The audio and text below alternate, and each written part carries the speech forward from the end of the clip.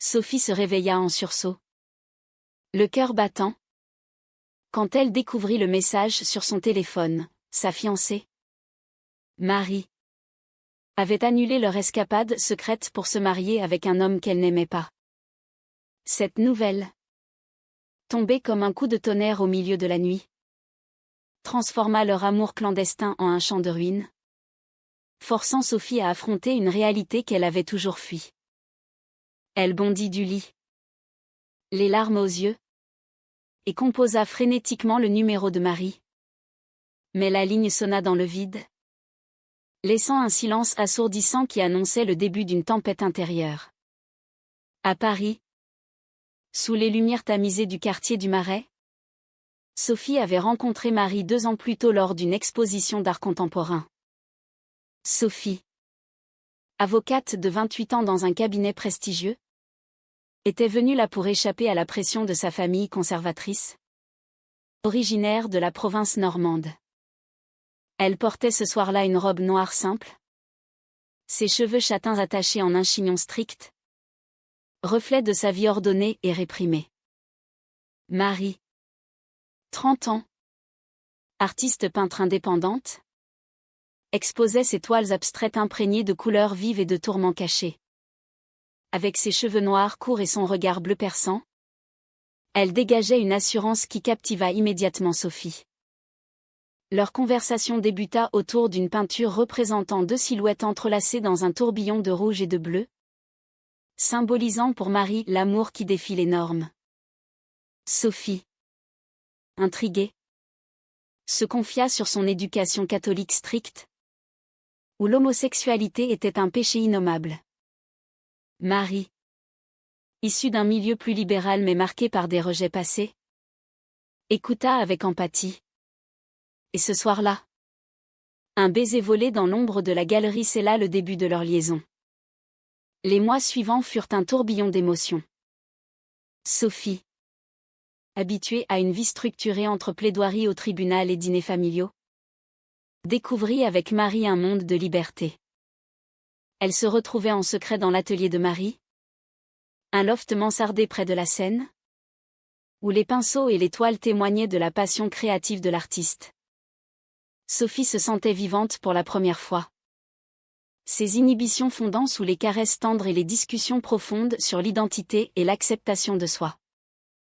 Mais les ombres planaient déjà, la famille de Sophie, dirigée par un père autoritaire, un entrepreneur traditionnaliste, et une mère pieuse, insistait pour qu'elle se marie avec un collègue avocat, un homme respectable qui assurerait son avenir. Sophie esquivait, prétextant une carrière prioritaire, mais chaque appel de ses parents ravivait sa culpabilité. Marie, de son côté, luttait contre ses propres démons, une enfance marquée par le divorce de ses parents et un coming-out adolescent qui avait coûté cher en amitié perdue.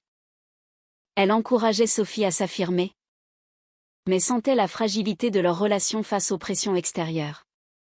Un soir, lors d'un dîner clandestin dans un petit bistrot du quartier latin, Marie confia son rêve de vivre ouvertement leur amour. On pourrait partir, Sophie, loin de tout ça. À Berlin ou à Amsterdam, où personne ne nous jugerait. Sophie hésita, les yeux baissés sur son verre de vin. Et ma famille? Mon travail? Je ne peux pas tout abandonner comme ça. Cette conversation planta la première graine de discorde. Marie, impulsive, proposa un week-end à la campagne pour réfléchir. Mais Sophie, terrifiée par l'idée d'être découverte, refusa. Le lendemain, un appel de sa mère l'informa d'une visite surprise à Paris. Paniquée, Sophie annula leur rendez-vous, prétextant un dossier urgent. Marie, blessée, accusa Sophie de cowardise. Tu vis dans la peur? Et ça nous tue à petit feu. Sophie pleura, jurant que c'était temporaire. Mais au fond d'elle, elle savait que le conflit intérieur grandissait. Les semaines passèrent, Et leur relation s'intensifia malgré les tensions. Sophie commença à mentir plus souvent à son entourage, inventant des voyages d'affaires pour passer du temps avec Marie. Une nuit, après une dispute sur l'avenir, elles firent la paix dans les bras l'une de l'autre, murmurant des promesses d'éternité. Mais le lendemain, Sophie reçut une promotion au cabinet, accompagnée d'une invitation à un gala où elle devait apparaître au bras de son fiancé potentiel, imposé par son père. Elle accepta, par devoir, et cacha l'événement à Marie. Ce mensonge, petit au départ, devint une fissure. Marie, sentant le détachement de Sophie, plongea plus profondément dans son art, peignant des toiles sombres qui reflétaient sa frustration. Un jour, elle confronta Sophie. « Es-tu prête à choisir? Moi ou ta vie parfaite ?» Sophie, déchirée, répondit par un silence éloquent. Ce fut le début d'une spirale descendante, où chaque rencontre était teintée de reproches et de regrets. La tension monta d'un cran quand Sophie, sous la pression familiale, accepta un rendez-vous arrangé avec Alexandre, l'avocat en question. Elle se convainquit que c'était inoffensif, juste pour apaiser ses parents. Mais au fond, elle se sentait coupable. Marie, apprenant la nouvelle par un message maladroit, explosa de rage lors de leur prochaine rencontre. « Tu joues à quoi, Sophie? À la fille modèle pendant que je t'attends dans l'ombre ?» Sophie, les larmes coulant, tenta d'expliquer, « C'est pour gagner du temps. Je t'aime. Toi. Pas lui. » Mais Marie, blessée profondément, claqua la porte de l'atelier, laissant Sophie seule avec ses remords. Cette dispute marqua un tournant, Marie commença à douter de la sincérité de Sophie, se demandant si leur amour n'était qu'une illusion. De son côté, Sophie luttait contre un tourbillon intérieur. Chaque jour au tribunal, défendant des cas de discrimination, elle se sentait hypocrite. Comment pouvait-elle plaider pour les droits des minorités alors qu'elle cachait sa propre identité? Ses nuits étaient hantées par des cauchemars où sa famille la rejetait, la traitant de déviée. Elle consulta un thérapeute en secret, qui l'encouragea à explorer ses sentiments. Mais la peur l'empêchait d'avancer. Pendant ce temps, Marie, pour se distraire, accepta une commande pour une exposition à Lyon, s'éloignant physiquement de Paris. Là-bas, elle rencontra une communauté artistique ouverte, où des couples lesbiens vivaient librement. Cela raviva son désir d'authenticité, et elle envoya à Sophie des messages emplis de nostalgie et d'impatience. « Rejoins-moi. On peut être nous-mêmes ici. » Sophie, tentée, prétexta un congrès pour la rejoindre un week-end. À Lyon, sous le soleil printanier, elles retrouvèrent une complicité perdue. Promenade le long de la Saône, visite de galeries, et nuit tendre dans un hôtel discret. Marie parla de son passé, une relation précédente brisée par la jalousie d'une partenaire mariée. « Je ne veux pas revivre ça. Sophie. Sois honnête avec toi-même. » Sophie promit de changer. Mais à son retour à Paris, la réalité la rattrapa. Son père l'invita à un dîner familial où Alexandre était présent. Forcée de jouer le jeu, elle ignora les appels de Marie ce soir-là. Marie, suspicieuse, fouilla les réseaux sociaux et découvrit une photo du dîner postée par la sœur de Sophie. La trahison perçue fut dévastatrice. Elle confronta Sophie par téléphone. « Tu mens encore. C'est fini. » Sophie, paniquée, supplia pour une seconde chance.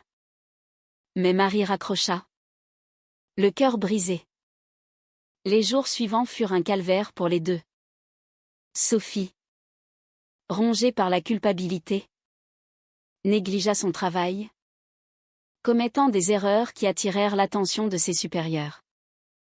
Elle confia à une collègue de confiance son dilemme.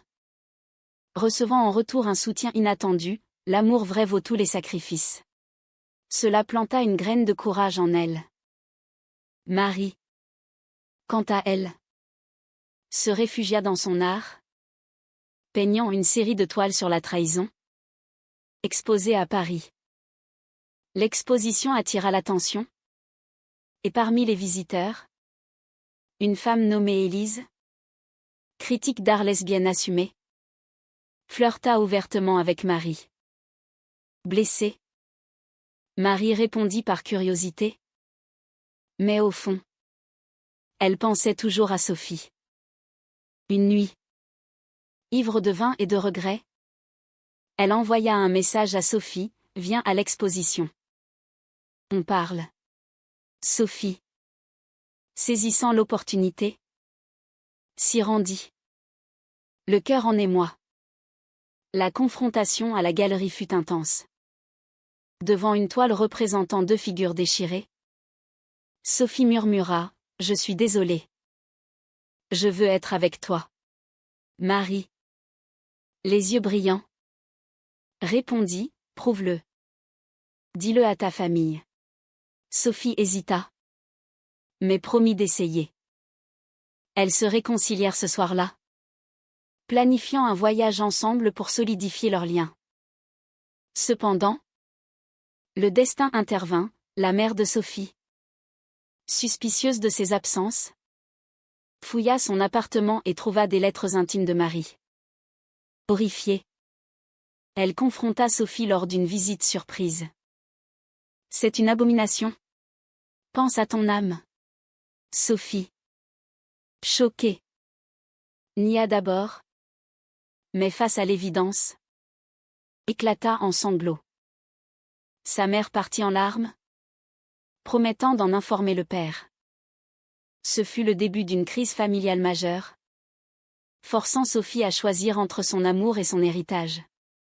Le scandale éclata quand le père de Sophie, furieux, débarqua à Paris. Dans le salon de son appartement, il hurla, « Tu nous déshonores. Comment oses-tu choisir cette perversion ?» Sophie, tremblante, défendit son amour pour Marie, « C'est qui je suis. Papa. Accepte-le ou perds-moi. » Il partit en claquant la porte, coupant ses aides financières et menaçant de la déshériter. Cette rupture familiale plongea Sophie dans une dépression profonde, questionnant chaque décision prise. Elle se tourna vers Marie pour du soutien, mais celle-ci, sentant la fragilité de Sophie, craignit un nouveau recul. « Ne me laisse pas tomber maintenant » implora Marie. Sophie, déterminée, quitta son cabinet conservateur pour un poste dans une association défendant les droits LGBTQ+. Un choix radical qui la libéra partiellement. Marie, inspirée par le courage de Sophie, organisa une exposition thématique sur l'identité sexuelle, invitant Sophie à y participer publiquement. Mais les obstacles s'accumulaient, des amis communs, influencés par les rumeurs familiales, tournèrent le dos à Sophie, la traitant de traîtresse. Une collègue homophobe au nouveau travail la harcela subtilement, rappelant les préjugés sociétaux persistants en France malgré les avancées légales.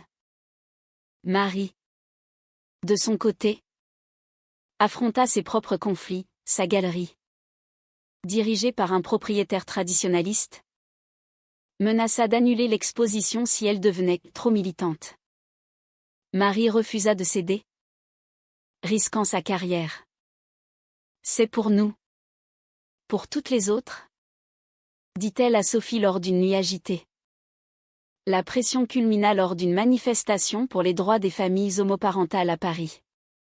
Sophie et Marie y participèrent ensemble, main dans la main, sous les regards mixtes de soutien et de haine. Un journaliste les photographia, Et l'image fit le tour des réseaux sociaux. La famille de Sophie, voyant cela, intensifia les attaques, appels incessants, lettres accusatrices, même une visite de la sœur aînée pour la raisonner. Pense à maman. Elle est malade à cause de toi. Pleura la sœur. Sophie, déchirée, douta, était-ce égoïste de poursuivre cet amour au prix de la santé familiale? Marie, sentant le vacillement, argumenta, il te manipule. L'amour n'est pas un crime. Mais Sophie, épuisée, demanda du temps seul, laissant Marie inquiète. Pendant cette pause, Marie rencontra à nouveau Élise, qui offrit un partenariat professionnel et une oreille attentive. Tentée par cette stabilité, Marie confia ses doutes, Sophie est tout pour moi. Mais elle hésite encore. Élise, opportuniste, suggéra, peut-être qu'il est temps de tourner la page. Marie résista. Mais un baiser impulsif avec Élise la plongea dans la culpabilité. Elle avoua tout à Sophie lors d'une rencontre tendue. C'était une erreur? Je t'aime toujours. Sophie, trahie, hurla, comment as-tu pu? Après tout ce que j'ai sacrifié. Elle partit en larmes, brisant leur relation une fois de plus. Ce fut un coup dur, forçant chacune à affronter ses faiblesses, Sophie sa peur chronique, Marie son impulsivité. Les conséquences furent immédiates. Sophie, isolée, replongea dans le travail, défendant des cas similaires aux siens, canalisant sa douleur en militantisme. Marie, rongée par les remords, annula son exposition et se retira dans son atelier, peignant des toiles de regret. Une lettre anonyme, envoyée par un membre de la famille de Sophie, accusa Marie de corrompre Sophie, intensifiant sa paranoïa. Elle décida de confronter la famille directement, appelant le père de Sophie. Votre fille m'aime. Et vous la détruisez. Il raccrocha. Mais cela planta une graine de doute chez lui. Sophie, apprenant cela, fut furieuse, tu n'avais pas le droit. Leur dispute escalada, menant à une séparation temporaire. La séparation dura des semaines, chacune luttant seule contre ses démons. Sophie, chez une amie, réfléchit à ses choix, avait-elle sacrifié trop pour un amour incertain? Elle consulta son thérapeute, explorant les racines de sa répression, une éducation où l'hétéronormativité était loi. Marie, quant à elle, affronta Élise, rejetant toute avance, mon cœur est à Sophie. Mais la solitude la poussa à une décision radicale, elle accepta un poste d'enseignement artistique à Marseille, loin de Paris, pour un nouveau départ. Elle informa Sophie par message, je pars. Si tu veux me rejoindre, c'est maintenant. Sophie, paniquée, réalisa l'enjeu, perdre Marie pour toujours. Elle décida de confronter sa famille une dernière fois. À la maison normande, face à ses parents, elle déclara, je suis lesbienne, et j'aime Marie. Acceptez-le ou oubliez-moi. Son père, choqué, resta silencieux, sa mère pleura, mais murmura, je t'aime quand même. Ce n'était pas une acceptation pleine, mais un pas. Sophie, libérée partiellement, courut à la gare pour rejoindre Marie avant son départ. À la gare de Lyon, elle la trouva sur le quai, valise en main. Ne pars pas sans moi, supplia Sophie. Marie, émue, l'embrassa, alors viens avec moi. Elles prirent le train ensemble, espérant un avenir meilleur. Mais la réalité rattrapa vite. À Marseille, Leur cohabitation révéla des fissures profondes.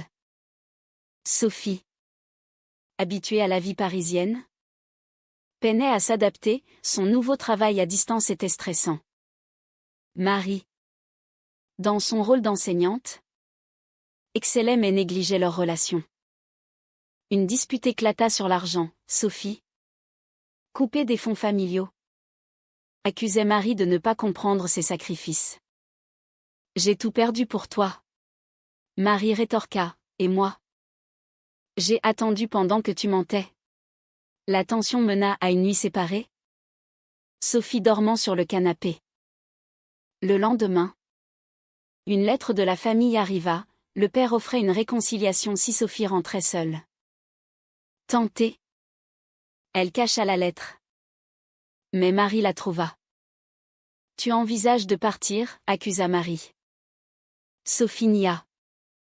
Mais le doute s'installa.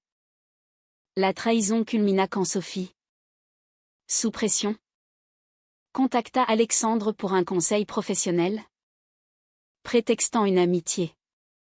Marie, jalouse, l'espionna et découvrit un appel.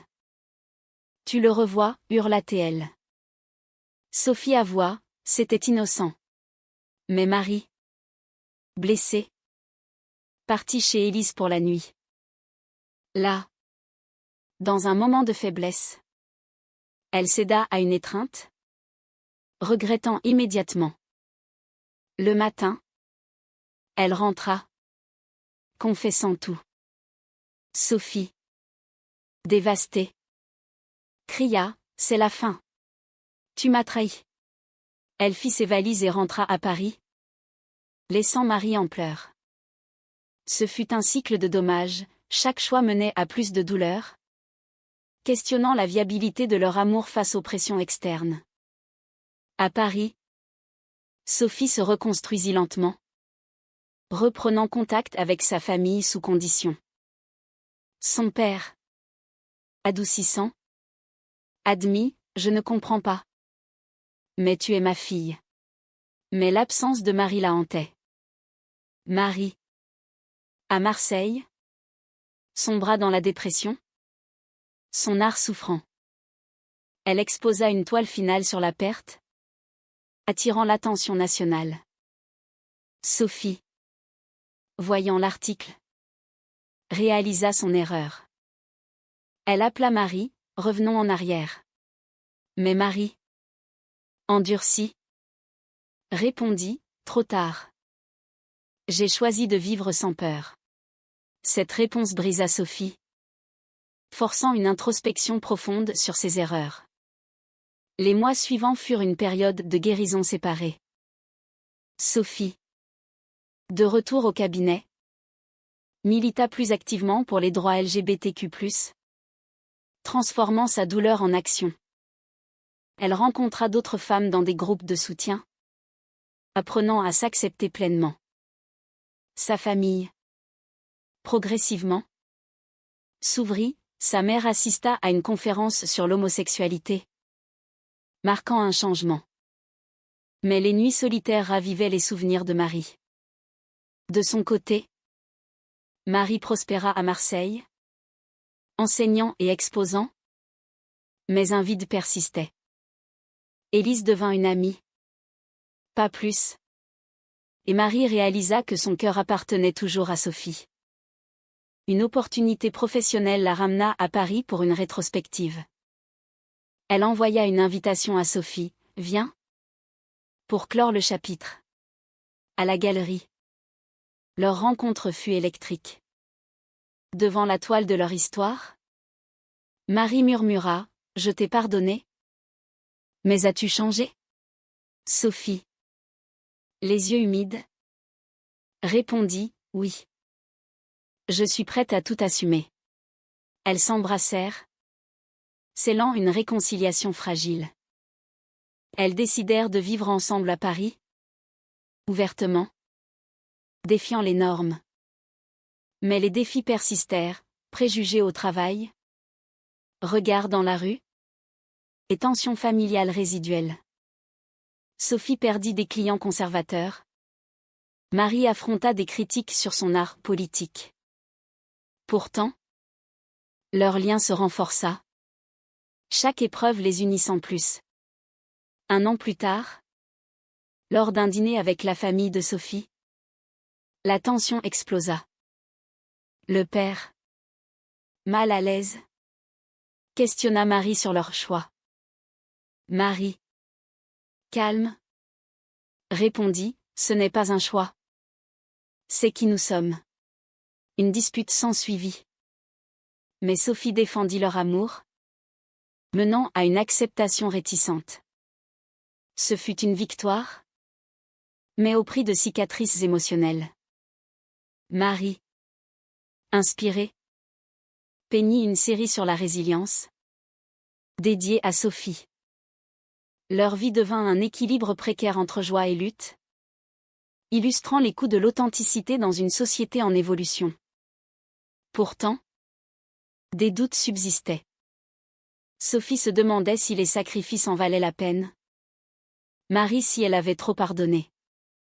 Lors d'une promenade nocturne sur les Champs-Élysées, elles discutèrent de l'avenir, mariage, enfants. Les obstacles légaux et sociétaux pesaient. Finalement, elles choisirent de persévérer, transformant leurs blessures en force. L'histoire se termina sur une note d'espoir teintée de réalisme, rappelant que l'amour vrai exige des choix controversés. L'amour lesbien, face aux pressions familiales et sociétales, justifie-t-il toujours les trahisons et sacrifices personnels? Ou est-ce parfois une illusion destructrice?